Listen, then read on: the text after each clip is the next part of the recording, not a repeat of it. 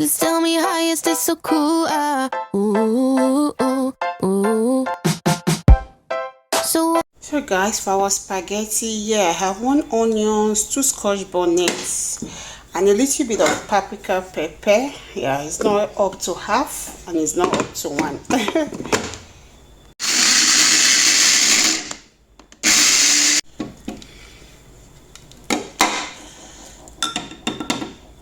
I'll start by adding 200 grams of bacon bits.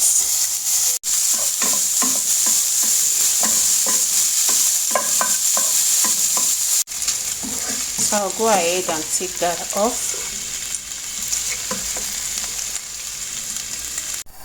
I'll add oil to my pan. My pepper mix. I'll add in my bolognese sauce. I'll just stir and cover and allow it to simmer.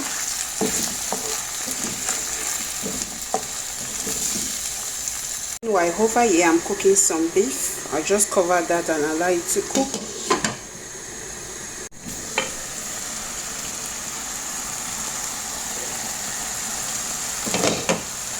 So guys, I'm going to be adding this little seasoning cube, 1 teaspoon of salt. Also adding some water.